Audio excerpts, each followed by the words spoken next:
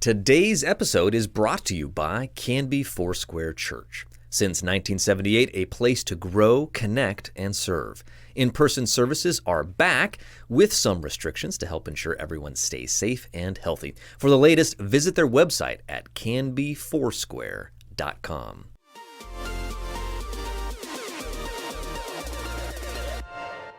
Welcome to Now Hear This Canby, your source for news. The threat of a possible teacher strike was avoided this week. There's a new, irresistibly cute creature winning over fans, and its name is Scootaloo. Sports.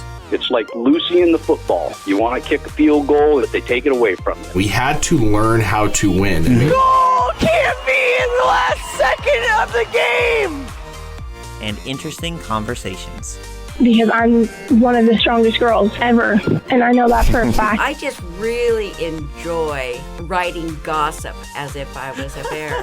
With an old maid daughter that make the best moonshine in the coast. And if it would have hit me in the face, I think I would have died. I really do.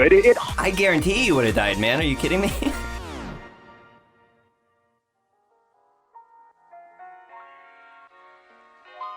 If 127,000 more Oregonians receive the COVID-19 vaccine, the state's economy can fully reopen with masks mostly a thing of the past, Governor Kate Brown said this Friday. The full reopening will be triggered when 70% or more of Oregonian adults have received at least one dose of the vaccine, a threshold Brown said the state is on track to reach by July 21st. When that happens, the county risk level framework that governs capacities at restaurants, bars, fitness centers, theaters, and other indoor entertainment venues will go away. And allowable occupancy at most places will return to 100% for the first time in 15 months. Masks and physical distancing will become a thing of the past, with a few exceptions that are in line with Centers for Disease Control and Prevention guidance, airports, public transit, and healthcare settings.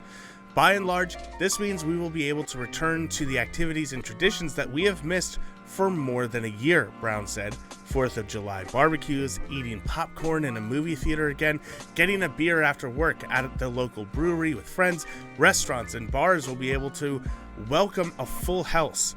The Pendleton Roundup? Yes, that too. Public schools will also return to full-time in-person instruction as well, the governor added. Though, by outward appearances, life will have returned to normal, the pandemic will not be entirely over. Brown and the other state public health officials still warn.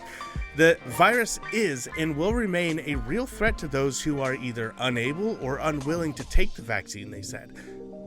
There isn't one pandemic in Oregon, there are two, said Oregon Health Authority Director Pat Allen. One is a pandemic that is dying out among people who are vaccinated, and the other is a pandemic that is raging as fiercely as ever among people who are unvaccinated. Between March 1st and May 31st of this year, 98% of confirmed coronavirus cases and 94% of COVID-related deaths were among those who were not fully vaccinated, health officials said.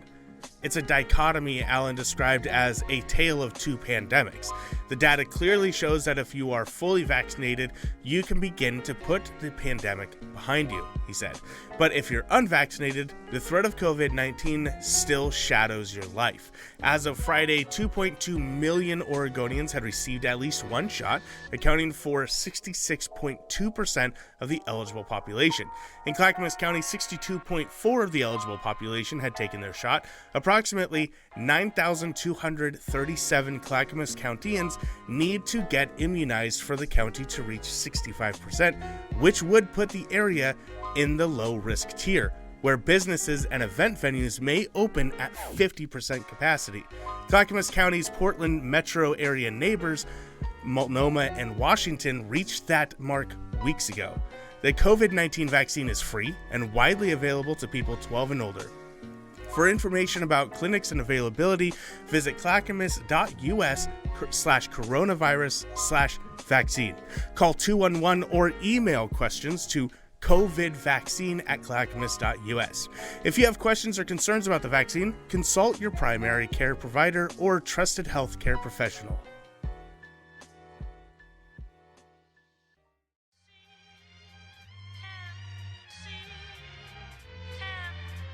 The Canby School Board on Wednesday voted unanimously to name Dr. Aaron Downs of the West Lynn Wilsonville School District as the district's new superintendent. Downs, who currently serves as West Lynn's Wilsonville's assistant superintendent of secondary schools, will start July 1st, replacing current superintendent Tripp Goodall after 7 years in Canby.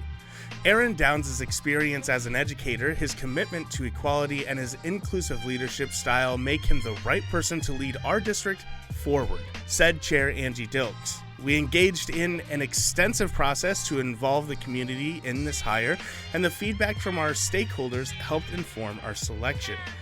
The board interviewed 7 candidates for the position last week, eventually narrowing the list to 3: Alan Barber, Aaron Downs, and Brett Heller. A total of 18 candidates applied to lead the Canby School District. This week, the board met in person with each finalist. District stakeholders, including teachers, parents, community members, staff, local leaders, and administrators, also met with the finalists and provided feedback. We know Dr. Downs is a trusted, transparent leader with a commitment to listening and learning about the needs of our districts, said Vice Chair Sarah Magenheimer. Aaron Downs will partner with our educators and our families to ensure every student learns every day, and they work toward their academic and growth goals. Prior to his role as assistant superintendent in the West Lynn Wilsonville School Districts, Downs served as a teacher, advisor, coach, and the principal of Wilsonville High School.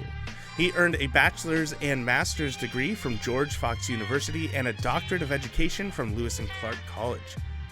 I am humbled by the opportunity to serve as the next superintendent of the Canby School District, Downs said, and I am excited to build upon the Canby student-centered system as we work together to meet the district's academic vision. I look forward to getting to work in the coming weeks, jumping right into planning for our fall return to in-person learning this fall. Officials said Downs will collaborate with the board of directors, community partners, and school leaders, educators, and families over the coming weeks to learn more about the Canby School District as he transitions into his new role.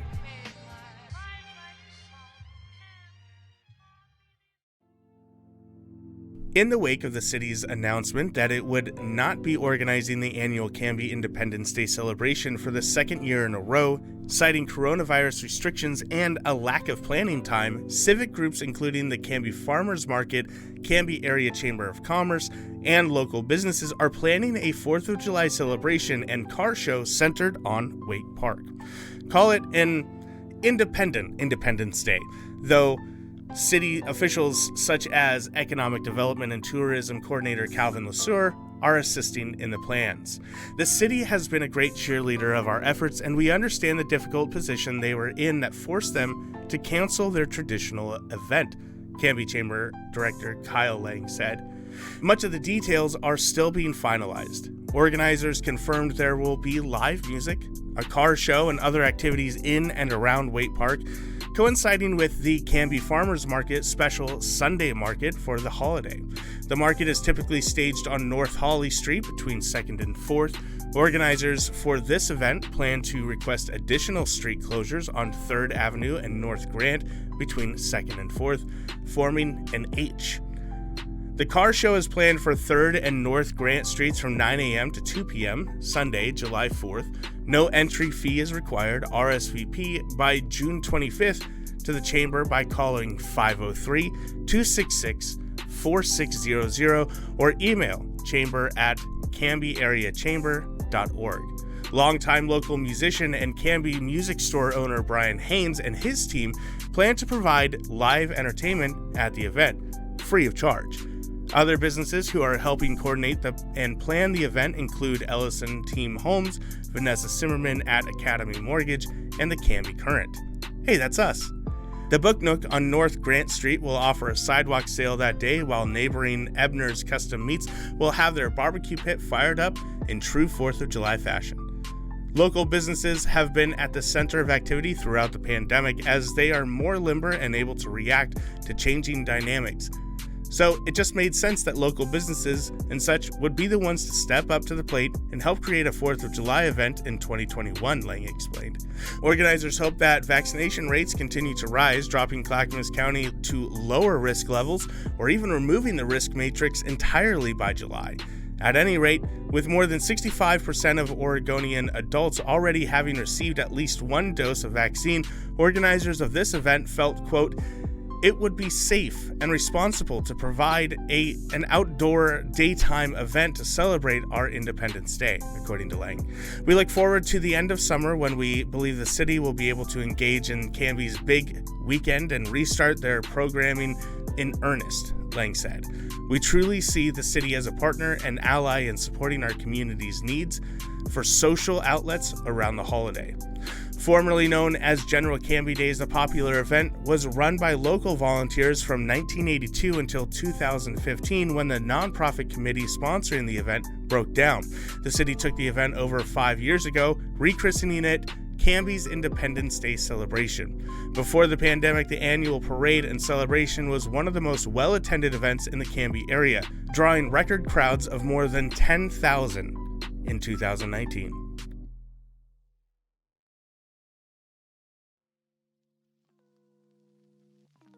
Though the future remains unwritten, we know one thing for certain. The classes of 2020 and 2021 will never forget their senior years at Canby High School. And thanks to the latest addition to the school's newly dubbed Senior Park, future students, teachers, administrators, and the community will never forget the classes of 2020 and 2021. Principal Greg Dintz and other administrators on Friday morning unveiled a larger-than-life bronze cougar statue dedicated to the class of 2021, mounted on a concrete pedestal in front of the Senior Rock, a 27,000-pound boulder that was donated last year to honor the class of 2020. Officials say they plan to fully redevelop this entire part of the campus in honor of all seniors, but with a particular emphasis on the two classes most impacted by the COVID-19 pandemic. In addition to the 8.5-foot tall cougar and 3-foot tall plinth, other additions to the park this year include a curb around the rock and a plaque dedicated to the class of 2020. Future phases will include a C-shaped walkway around the rock, benches, lighting, and vegetation. CHS administration came up with the idea of making the area around the Senior Rock into a senior park to remember this time and as a tribute to our students, especially to the classes of 2020 and 2021, Dintz said. This statue can be a showcase for our school and community for years to come. Seniors who attended the walking prom got a sneak peek at this cougar prior to its installation. After graduation, seniors will have a chance to take pictures with the statue as well as several other stations around campus. We are excited to honor our students, especially our seniors, with this cougar statue, Associate Principal Carrie Sloan said. Cougars are known for their strength and adaptability, and our students have embodied the cougar strength in this year of COVID. The cougar statue, which stands over 6 feet tall, including its pedestal, was created by All Classics Limited out of Delaware and shipped across the country. Concrete work was donated by Dave Garber. The high school also thanked the city of Canby, Jamie Netter, Darren Monin, Todd Roberts, Jeffrey Hart, Carla Kramer of Second Nature Landscaping Design, Gavin Smith from GHS Engineering, and Tony Sloan for their contributions to the project. For photos, find this story on our website at canbyfirst.com.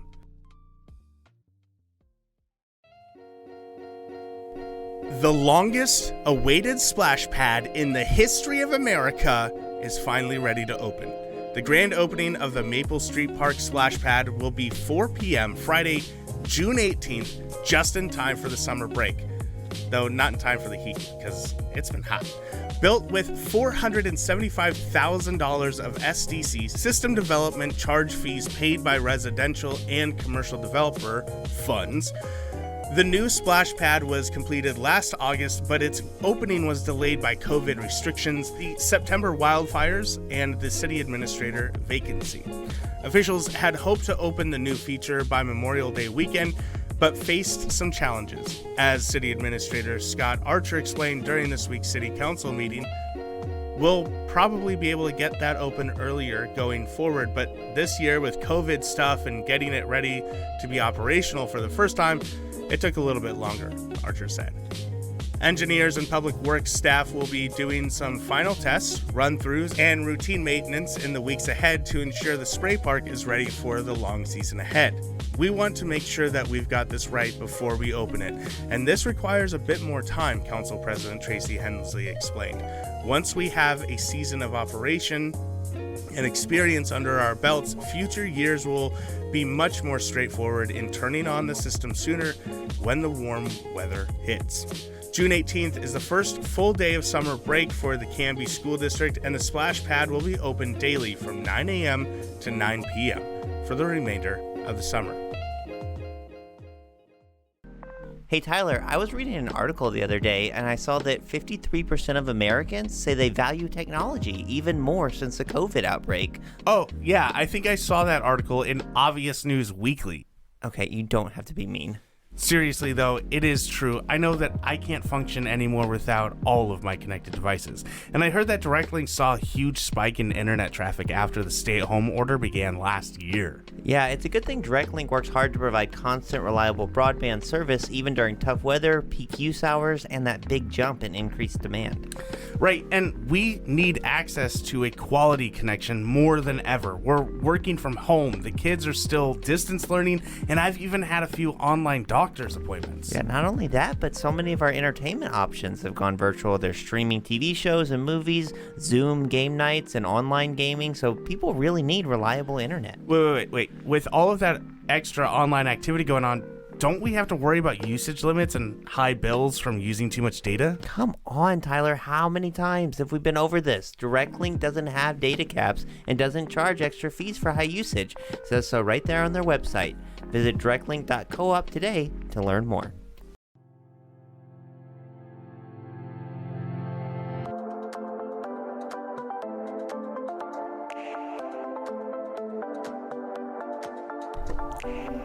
Right, joining us on the Canby Conversation now are Shelley and Eric Arndt. They are the owners and founders of the new Art-O-Maddic gallery, which is coming soon to the former space of the Book Nook in the Graham Building. Hi, guys. Hello. Hello. Welcome to the Now Hear This Canby podcast. Thank you for having us. Absolutely. We're very excited for you to be joining the Canby community. We were joking before, no relation to the Arndts that of the road and of the other Canby family. Not as far as you know. Not that we're- Yeah. Well, why don't you start by telling us just a little bit about your background? Do you have a background in the arts?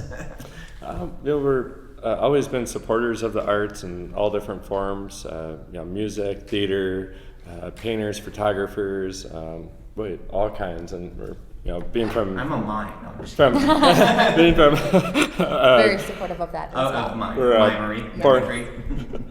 We're born and raised in Minnesota, and the Twin Cities has a very vibrant and diverse art scene. So we've always been supporters there, and so coming out here, we kind of took that love of the arts with us, and just.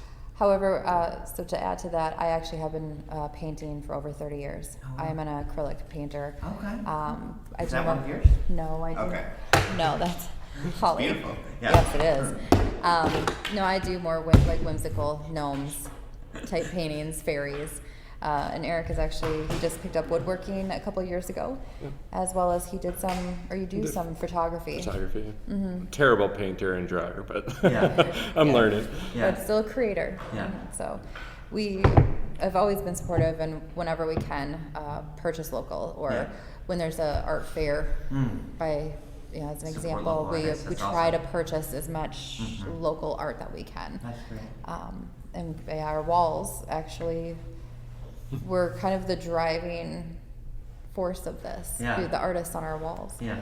So how new are you to the area from the Twin Cities? We moved out here at the end of September, arriving about early October, and so pretty new. Okay, awesome. What brings you out here? We were at a unique point in our life where we were early 40s and empty nesters, and at a point in our careers where we could take a chance and move somewhere, relocate. And we fell in love with the area when we vacationed out here with our family back in 2019 and took our boys out. We're in Astoria and traveled along the coast and the Gorge and Mount St. Helens, and just really fell in love with everything in the whole area. And so fast forward to early January of last year, and we were this point where we decided, you know what, we do want to make a move. We want to head out to Oregon. Yeah. Then the pandemic hit and wildfires. Yeah. So September. Yeah. October, so we were actually trying to close on our house. house. From September to October, I think. Yeah, we put in our offer on the house just a few days before the wildfires hit. So well, it was. I'm glad you didn't take that as some sort of sign from the universe. We were scared watching from afar. That doesn't usually happen, I promise. I've been here for a few years. That's what we've been told. So it was hard to watch from afar, for sure. Just both from trying to home, but also seeing what I was already working with my firm remotely starting in the beginning of September, and really hearing firsthand stories of just how challenging it was here. And so we really actually were eager to get out here and get on the ground and start volunteering, helping any way we could with the community and help with them rebuilding. So that, and also supporting a lot local businesses that we think were still shut down at that point, or only doing takeout and delivery at that time. And I remember coming here and thinking, we need to go out for a place to eat or get some dinner or something, and then no, everything's evacuated. Still, everyone's gone. New furniture, new things that we needed, everything we really kept within town. It's at 95%. We both we're working remotely from home, and we were. Just trying to keep all of our business here, and we continue to. Canby really has everything that we need here. As much as we can. But they're missing an art gallery. Yes, exactly. We're looking to decorate our home. So we totally buried the lead. So tell us about Art-O-Maddic. It's obviously a gallery and much more. So just tell us about your vision. Well, the vision started back in February when we were visiting Newport for Eric's birthday, and we saw all the galleries out there and how they have multi-medium. Art, wood, glass, metal. Right. And driving out back from the coast to Canby, we started talking and realized there really wasn't much anything out here. We, did our research. We found out that within the county there were only 2 other galleries, I believe, and there, just really wasn't an outlet for anyone. Yeah. So we came up with the idea. We talked to the city, and they were fully supportive, which is amazing. Everyone has been so supportive of this idea. And I think that's the whole reason why this business moved so quickly. We started the idea in February, and by mid-April we had already signed our lease. And we typically from what I understand, it doesn't move that fast. But everybody has been so amazing, and just doors kept opening, and we just kept going through that. So the idea was to really work with artists in the way that they deserve. Each artist we're working on their terms. What works for them. In a perfect world, we ask them, how would you like to work with a gallery? And they tell us, and that is what we're doing. In addition to that, we are also going to be a creative space, a learning space. So we have a couple of our artists that want to teach the local community painting or paint pouring. We have a woman that makes jewelry out of beetle wings, and she's going to put together little jewelry kits and teach teach people about beetles and bugs and how they're important to the environment, as well as creating this beautiful piece of jewelry. That sounds so cool. It sounds amazing. And coming back from the coast, it was we had this idea of really, just like we were seeing in some galleries out there, really having artists of all different mediums, photography, painting, wood, metal, glass, and really, but also contemporary, looking for artists that are pushing the envelope, the artists we already knew and love and have on our walls at home, kind of starting with them as our guiding vision, and but having it in a way that we're not necessarily, we don't, making it very even playing field for folks, that we don't care if they've only been practicing for a year or 40 years, professional, non-professional, hobbyists.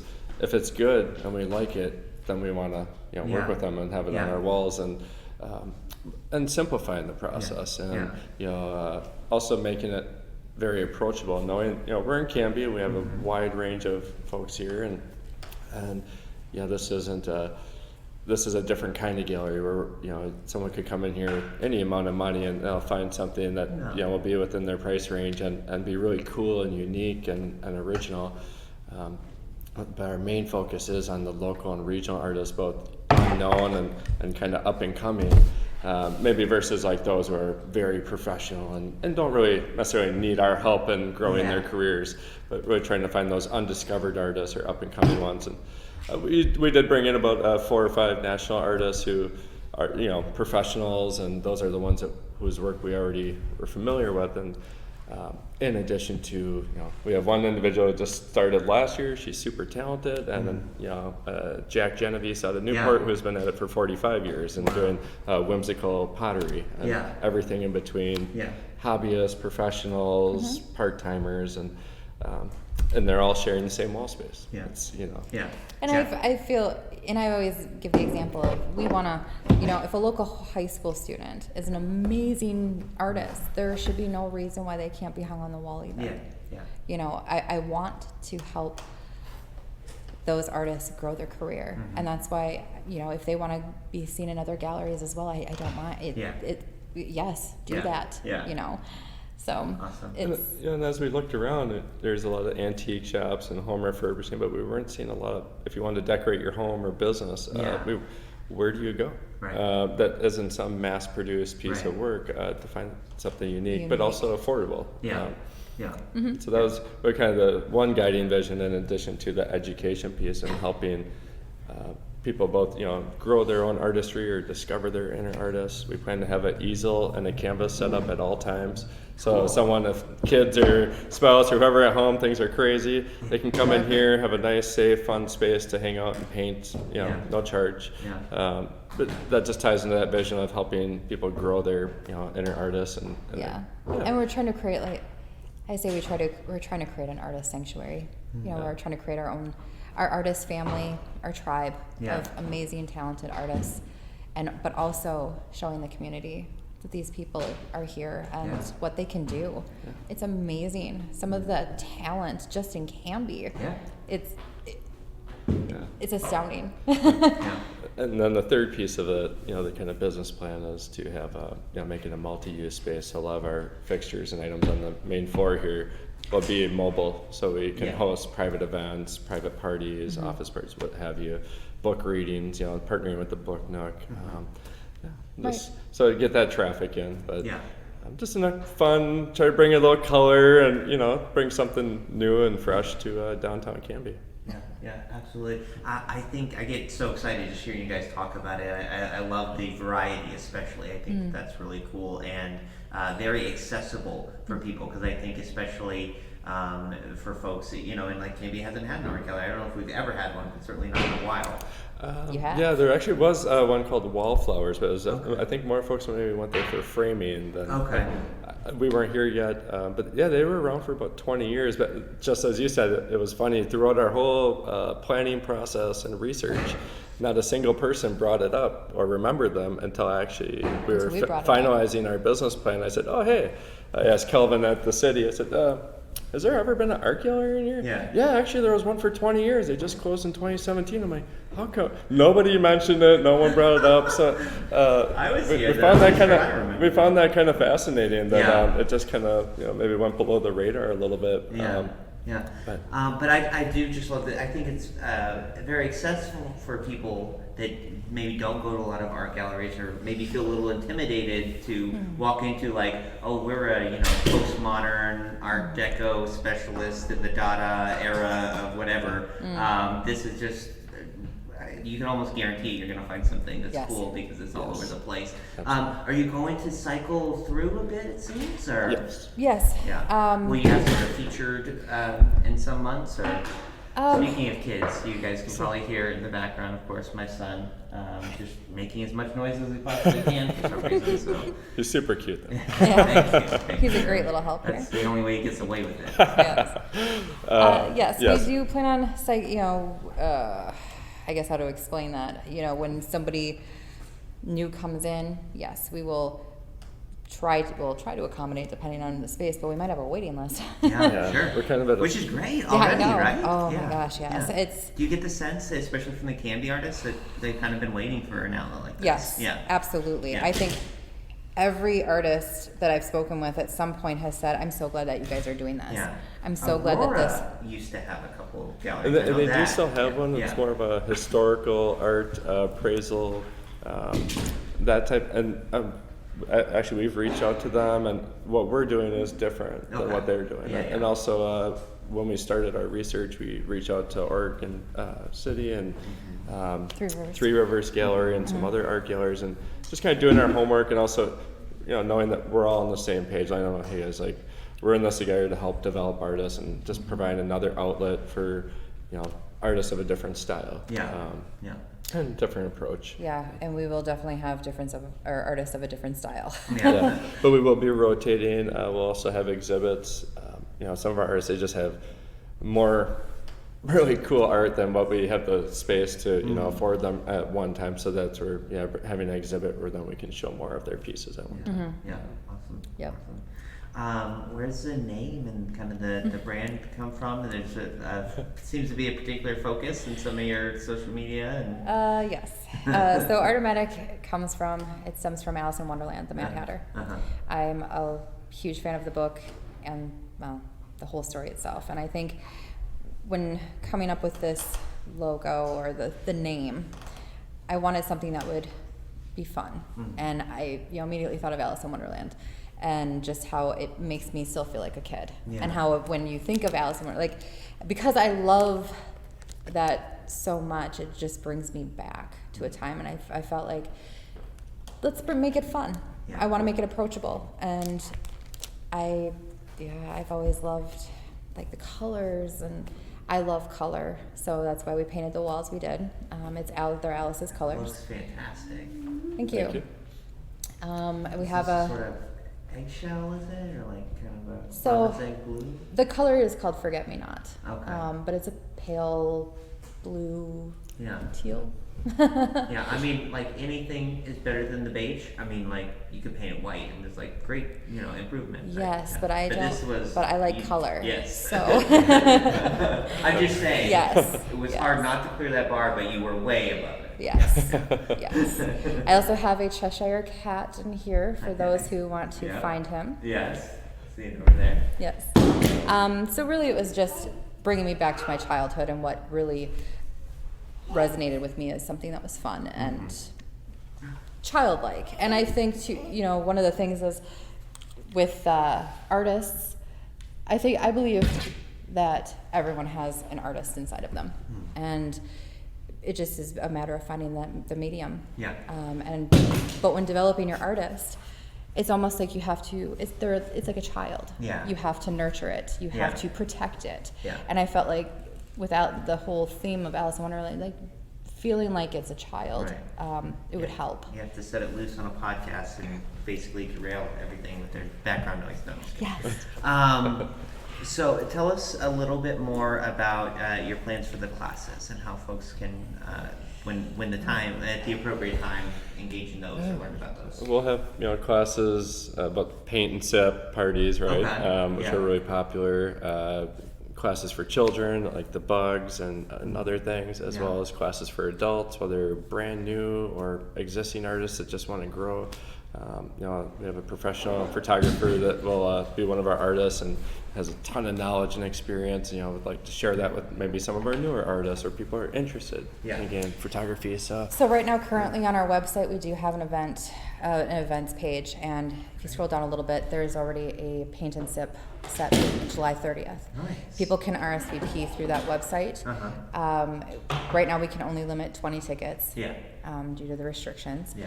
However, if we can find out once we get closer to the time that we can have more, we will free more up. The cost, I believe, is on the website. It's, I think, $35. It's the painting that people will be painting is also on the website. Nice. So people kind of get an idea of what will be painted that first class. And then they pay here. So cool. Yeah. And that's Art-O-Maddic. Art-O-Maddic.com. With 2 Ds. Correct. Yes. And same on social media. Correct. Facebook and Instagram. Check that out. What is the timeline that we're looking at? Do you think? I always caution and sort of hesitate. People kind of tend to give a little rosier than being able to meet. So we are planning on opening to the public June 25th at 10 a.m. Wow. Yes. In a few weeks. 3 Yes. weeks. Yeah. Really all we have left is bringing down some gallery lighting in here and hanging the track. Okay. The hanging track. Cool. Do you have enough artists and exhibits to start? Oh yes, absolutely. Okay. Actually, Yes, we're now at a point where artists are going to on a waiting list to kind of get in on the next rotation. Yes, So wow. we're definitely That's amazing, you guys. That's so cool. Thank you. Good for you. Yeah. It is. It's just amazing how this one idea just became something so much more. Yeah. So it's just. And it's as being new here to Oregon and Canby. and Canby, it's we didn't know anyone really when we first moved here, but it was, and then the pandemic's going on, and we go from reduced risk and back to increased risk, and there was really no way to meet new people. And through this process, oh my gosh, we've met so many wonderful, amazing supportive people, and Awesome. hearing the artist stories, and some of them, cancer survivors, and mother of 3 children, single mother of 3 children, and just all these different stories, and being able to have an opportunity to help them in their life, in some way, whether they're just looking to get some more exposure or maybe go from part-time to full-time artists. It's really fun and unique, and we take a lot of pride in having that responsibility and hopefully carrying that torch of the arts renaissance here in Canby, in the area. Awesome. Cool. Well, anything else that you guys like to share before you go? June 25th will be open to the public. Okay. Yeah. Cool. We Stay hope to tuned see to the everyone there. website and social media for other events and news. Yes. Thank And you as guys. we get more classes, we'll add them to the website Okay. as I Awesome. get them scheduled. Yeah. Well, again, place looks great. Congratulations. Thanks for being on the show today. And Thank you for welcome having to us. Canby. Thanks Thank for you. being part of our community. Thank you, Taylor. Thank you. Joining us now is Donna Ellison of Ellison Team Homes, a firm serving all across the Portland metro area with 3 realtors based right here in Canby. Donna, can you tell us how Ellison Team Homes started? I started in real estate. I grew up with my dad. He was a realtor. So I'm a second generation broker, and I grew up with him on weekends. And I learned a lot, eventually working with him for several years and then going out on my own. Our family moved to Canby a couple of years ago, but we really didn't know how it was going to go. And within the first probably 3 months of being here, we literally fell head over heels in love with this place. We love the community, the spirit here. The first Christmas at Waite Park, I was literally crying because everybody was walking around saying Merry Christmas and people were drinking hot chocolate, and we got in a carriage ride with the horse, and it was just too much. You just realize it's special here. Real estate's always been my passion. It is my professional love. I enjoy the people, the relationships. So much comes out of kind of the intensity that you spend with people. You're really up in their business for a period of time, and sometimes it's a couple months, sometimes it's a couple years, sometimes it's a lifetime. I feel very blessed at this point to have people that have been with me for almost my entire career. Clients that have bought and sold maybe 2, 3, 4, 5 homes. I have one client that's bought and sold 8 homes with me. 3 generations. It's a beautiful business. It makes for a very full life. How can people find you? How can they not, really? We have a website, www.ellisonteamhomes.com. Well, thank you, Donna. Thank you for having me.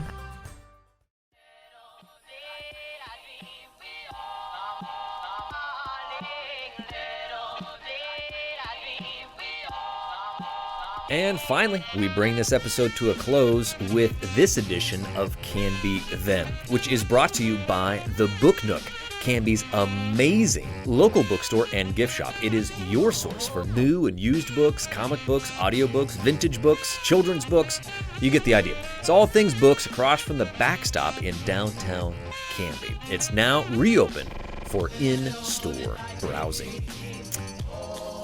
Can you hear me now? Ah, good. On Canby Then, this week, we are wrapping up our series on the history of the Canby Telephone Association, which is much better known today as our local telecommunications provider, DirectLink. It began as the Maxburg Mutual Telephone Company in 1904, but soon became an integral part of the growing community of Canby. In the early 1950s, a man named Howard C. Belton joined the board of directors for the Canby Telephone Association, which was more commonly known as the CTA. Belton, like those who had formed the telephone cooperative a half a century earlier, was a rural farmer managing about 200 acres outside of town. But his ambition stretched far beyond that. To say the dynamo was active in civil service and state politics would be a bit of an understatement. He also served 15 years as a member of the Canby School Board and was president of the Butteville Insurance Company and the State Association of Mutual Insurance Companies. He was a senior Grand Warden of the Masonic Lodge and a past Grand Patron of the Easter Star. He spent 20 years in the legislature, primarily in the state Senate, where he had served as president in 1945 and had held the coveted title of chairman of the Ways and Means Committee for several sessions. During that tumultuous 1945 session, held near the end of World War II, Belton helped play a role, for better or worse, in the development of the Oregon tax system. He was appointed to the State Tax Committee, tasked by then-Governor Earl Snell to present recommendations as to the most attractive, advantageous, and equitable tax system consistently possible for Oregon to devise. Whether or not they accomplished that noble goal will leave up to you to decide, dear listener. Canby then is not the place for editorial comments. Belton was president of the Canby Kiwanis Club and Canby Chamber of Commerce. In his spare time, he supervised the operations of a timber stand he owned in Clackamas County. There was even an awful rumor that he slept, but only on rare occasions. Whatever he did as secretary of the Canby Telephone Board, he evidently did it very well, because on January 4th, 1960, Governor Mark Hatfield appointed him Oregon State Treasurer, replacing Sig Unander, who had resigned to accept a federal gig on the Maritime Board. Now, 12 years earlier, Belton had sought and won the Republican nomination for state treasurer, but narrowly lost the general election to Democrat Walter J. Pearson by less than a 1-point margin. Howard Belton is extremely well known throughout the state, Hatfield said in the Oregonian's front page story announcing the appointment. Through his agricultural activities, his insurance business presidency, his lodge work, and his long legislative service. In choosing a state treasurer, it seemed to me taxpayers most want a man who is extensively experienced and basically conservative, tough yet fair-minded when it comes to public money. The announcement came at a State House press conference, a photo of which made the front page, featuring not only Belton but his lovely wife, Mae Brown. A few months later, Belton announced he would run for a full term against a Democratic challenger who had already filed. This is State Representative Shirley Field of Portland. "I feel a deep sense of responsibility to the job," Belton said, "and would like to continue the interest I have in public finance for the past 30 years for the benefit of Oregon and its people." Evidently, the people of Oregon wanted him to continue as well because they elected him to a 4-year term in November of 1960. Not surprisingly, around that same time, Belton realized that he might have a bit too much on his plate, and he asked to step down from his position on the board for the Canby Telephone Company. His resignation was accepted, with John Harms being elected to take his place. At the same meeting, the board agreed to spend $86,000 on a new dial board as a step towards ultimate long-distance direct dial service. We youngsters here at the Canby Now podcast have no idea what that means, but it sure sounds cool. Canby telephone manager Rufus Kraxberger anticipated that the new hardware would be installed by April of 1961. On October 3rd, 1962, the infamous Columbus Day storm put 80% of the city's more than 2,000 telephone customers out of service. It took almost a month, but service had been restored for most customers by November 2nd. In 1979, the Canby Telephone Association continued its trailblazing ways, becoming the first company to cut a digital-to-digital toll route in the United States. It was also among the first companies in the Northwest to underground most of its facilities. Finally, Canby Telephone was the first company to successfully join an existing Stromberg XY switch with a Stromberg digital switch. And again, we have no idea what that means. But hey, congratulations. Way to go. Now, 2 years later, the CTA had secured a $3.1 million loan to bring, you guessed it, cable television to Canby. In July of that year, 1971, the FCC granted Canby Telephone a cable television cross-ownership waiver, which prohibited companies from owning a broadcast television station and a cable system in the same market. In 1983, 911 service came to our city, and, more important, okay, maybe not really, the city officially granted a cable TV franchise to Canby Telephone. A subsidiary, CTA Communications, was formed to sell phones, key systems, PBX systems, burglar and fire alarms, card lock systems, and a Radio Shack franchise, which I actually remember those. North Willamette Telecom, or NWT, began cable TV operation the following year. Throughout the 80s and 90s, the co-op established itself as a significant and reliable contributor to a wide variety of community causes. They donated $10,000 to Canby Kids to add lighting to Empey Field and $15,000 to Canby Police to establish a DARE program and another $15,000 for the Canby Swim Center. In 1989, they gave $175,000 to the Canby Rotary to establish a perpetual scholarship fund. They donated an enhanced 911 system to the Canby Fire District and Canby Police and gave thousands to the Chamber, High School, and Library for various projects.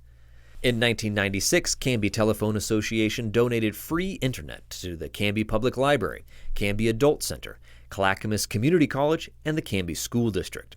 And 10 years later, in keeping with changing times and technologies, the 100-year-old Canby Telephone Association rechristened itself as Canby Telcom, which is the name many know it by in town, even though they officially became Direct Link in 2016. As both Canby Telcom and Direct Link, the co-op has been a leader in establishing a robust fiber optic network for their entire service area, according to a multi-phase plan they developed back in 2014. Their work led them to receive the much-coveted Gimme Fiber Award from the International Fiber Broadband Association. So, Canby Telcom, Direct Link, thank you. We're glad you're in our community. And that does it for this episode of the Canby Now podcast. I'm James Walton. Thanks for listening. Have a great day.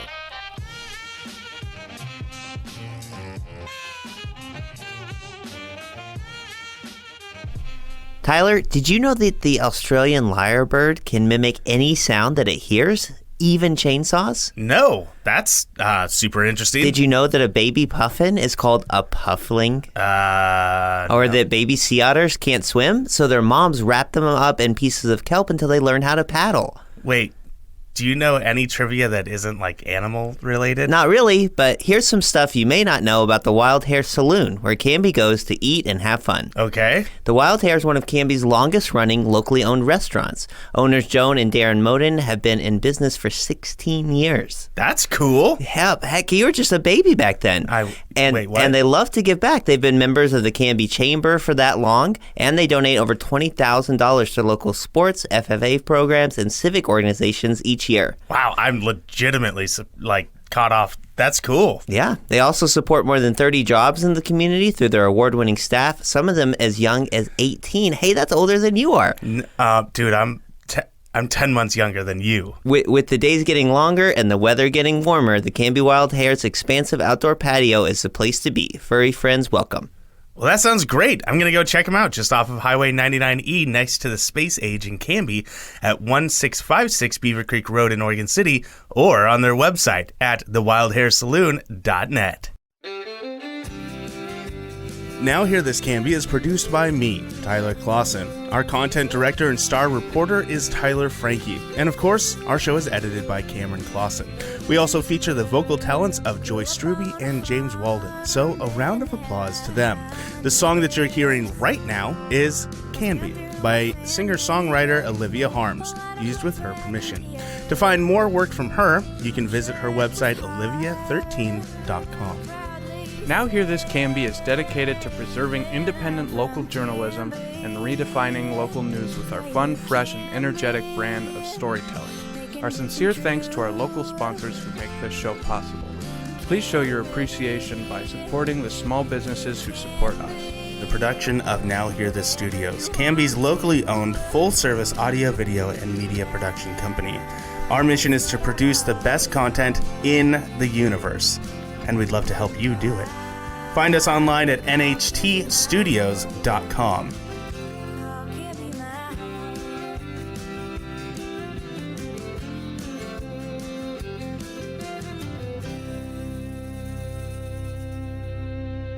I will take a motion to adjourn. I just moved it. I didn't even ask for it, though.